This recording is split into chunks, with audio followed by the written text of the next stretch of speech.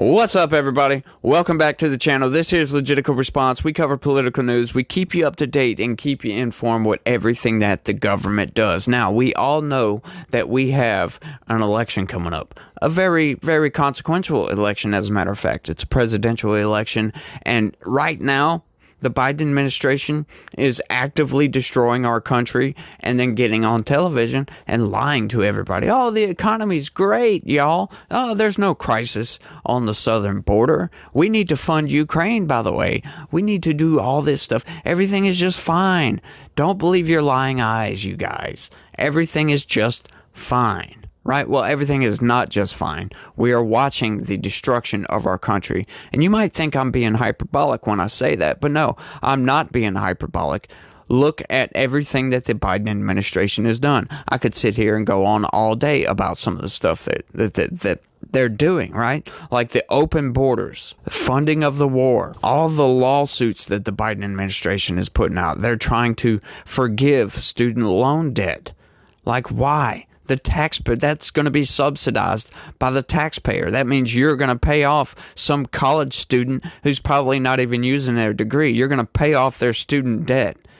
I don't want to do that. I don't want to fund war. I don't want an open border. I don't want our economic system to collapse, because that seems to be what's happening. Grocery prices are up. Wages are down because Biden has flooded the country with cheap labor. And we have a shadow campaign, folks. If you don't know what the shadow campaign is, I would suggest go look it up. Time Magazine put this thing out, the 2020 shadow campaign to quote-unquote save the election, right? Like, Trump is the big evil threat. Trump is the big fascist. No, Trump is actually a moderate, and he's not a fascist, he's not a racist, and he's not all these other things, but the corporate press and the mainstream media has lied to everybody so much that it's been normalized. People just hate Trump for no apparent reason. You go and ask them, hey, why do you hate Trump? Well, because he said mean things on Twitter. Huh? Yeah, but look at his accomplishments. He's done a lot of good things for this country. He brought manufacturing back. He was trying to seal the porous nature of our border. He was trying to build a wall. The Democrats pushed against that, saying walls are now racist. Well, hang on. If walls are racist, why the hell do you have a wall around your house, around your community where you live? Why do y'all put up fences around Congress, around the Capitol building? Oh, to protect yourselves, right? Trump was getting us out of foreign wars. Trump was promoting peace all across the world, right? This was bad for the military-industrial complex, right? So they have to get on national television and they have to push these bogus narratives, all this BS, to try to make you believe that Trump is Hitler. If that man gets in, as soon as he takes the oath, he will have generals walk down the steps of the Capitol. He will take a hammer and break the glass where the Constitution is, and he will tear it up in our faces and say, now, I'm the king of the world. You will bow down, bitches. He will punish everybody that didn't vote for him. Let me tell y'all how I know this shit. I know it because I know what mental illness looks like. That mania is unstoppable. See, this motherfucker is Hitler. But they come up with very, very clever ways to win elections, right? Like, you would think that elections are essentially about who's the best candidate, who can win the arguments better, right? Like, that's why we have debates. But it's not about that anymore. Ever since Democrats figured out how to ballot harvest and they started doing this absentee voting and this mail-in ballot BS, they started tweaking their strategy and figuring out ways they can get around some of these rules, outright changing some of the rules like Pennsylvania did right before the election to allow for some of this corruption in our elections to go on. There's no integrity in our elections anymore. You don't go to the ballot box and just vote and that's it, right? Like, there's ballot harvesting. Ballot harvesting is one of the most underhanded things that a political party can do to get votes. It's not about winning the argument anymore. It's about who can get as many names, as many check marks on a piece of paper That's what it's all about these days. So finally, the RNC and Trump, after learning his lesson in 2020, has finally realized this. Check this out. Trump campaign and RNC pledge to unleash thousands to monitor vote counting in battleground states.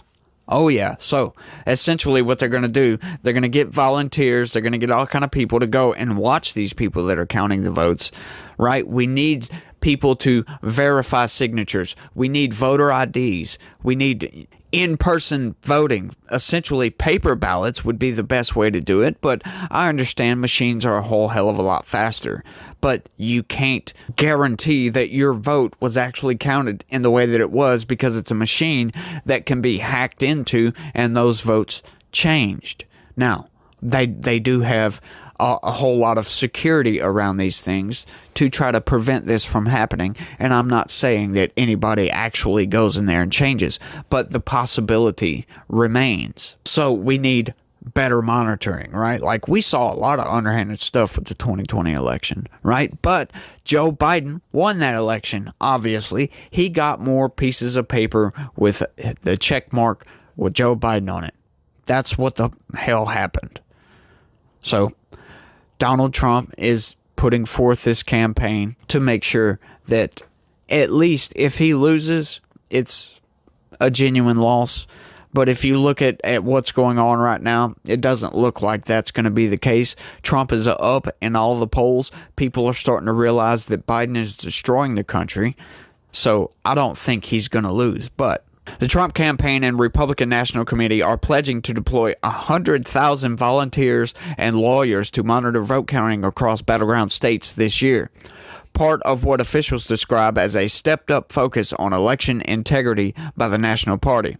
Officials described the program, detailed in a news release Friday and first reported by Politico, as the most extensive and monumental election integrity program in the nation's history, and it underscores how much former President Donald Trump's relentless focus on baseless election fraud claims from 2020 is shaping the party's agenda. No, I'm sorry. You can say that his claims were baseless, but you can't verify that they're baseless, right? Because there is election fraud in every single election. You can go and look up. These are facts that I am stating, right? Like, was there enough fraud to sway the election?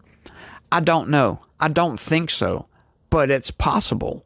But we don't know that. You can't gather all the evidence because of how many thousands of voting locations there are in the United States. So there's no way you could ever actually have a 100% secure election. But these people will get on TV and they will say, oh, it's baseless accusations of voter fraud in the 2020 election. That right there, right off top, it's baseless. No, they're not baseless. He was making those accusations. As a matter of fact, he is getting indicted on those accusations because he saw there was some voter fraud. People were telling him there was some fraud going on, and he tried to investigate that. And now they're trying to say that, oh, he tried to overturn the 2020 election because he wanted to make sure that we had a secure election. So that is tantamount to wanting to overturn the election. So now you can't question the election results anymore, right? Or they'll call you an election denier. As the party's presumptive presidential nominee, Trump now controls the RNC and recently installed a new chairman, Michael Whatley, and his daughter-in-law, Laura Trump, as party co-chair. No, I'm sorry. That's not how that works. You don't just install somebody. They vote for these things. Once again, the corporate press, the mainstream narrative machine is lying to you, trying to make you think that, oh, it's Trump installed these people. No, these people were voted in by the RNC. Having the right people to count the ballots is just as important as turning out voters on Election Day, Trump said in a statement. Republicans are now working together to protect the vote and ensure a big win on November 5th. The RNC and the Trump campaign said they plan to recruit and train poll watchers, poll workers, and attorneys to monitor not only voting sites but ballot tabulation centers, including those where mail-in ballots are processed to guard against what they call Democrat attempts to circumvent rules. officials, which they did a lot of in 2020. The party said it plans to establish election integrity hotlines in each battleground state, allowing poll watchers and voters to report issues to the GOP's legal team.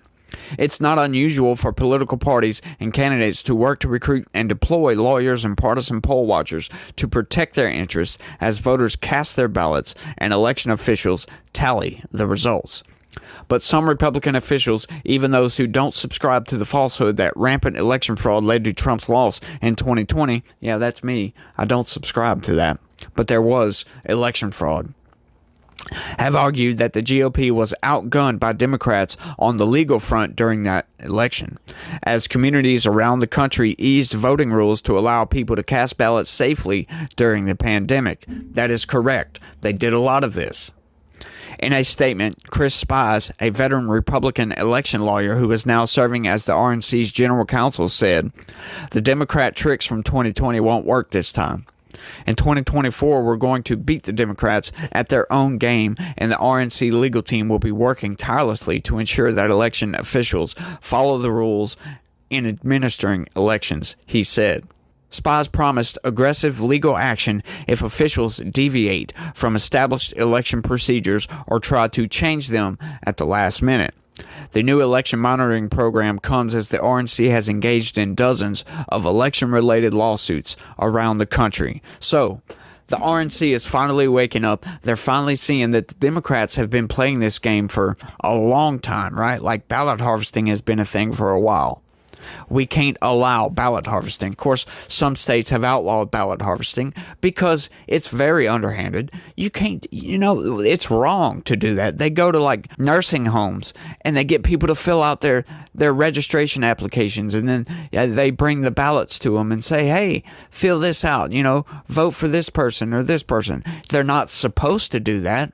But when they wink, wink and nudge somebody in a certain direction, it sure seems like that's what they're doing. Because that's what they're doing. So as Republicans, if we're going to be the party of law and order, we can't stand for this, right? Or where it's legal, we have to either change that law or just do that ourselves, right?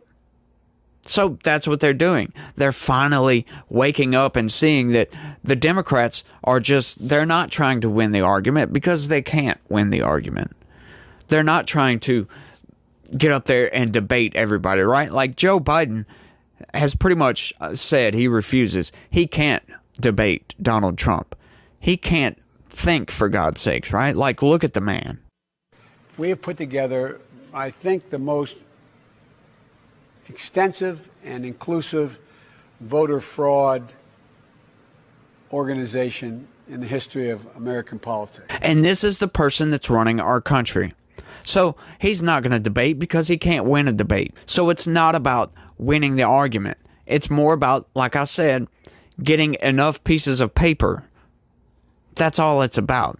So finally the RNC is coming to realize that they have to play the same games. It's like in 2020, it's like the Republicans were in a boxing match with one hand tied behind their back, essentially, because the Democrats were using all these different methods to get votes. And the Republicans weren't doing that at all. They were just relying on people to show up and vote on Election Day.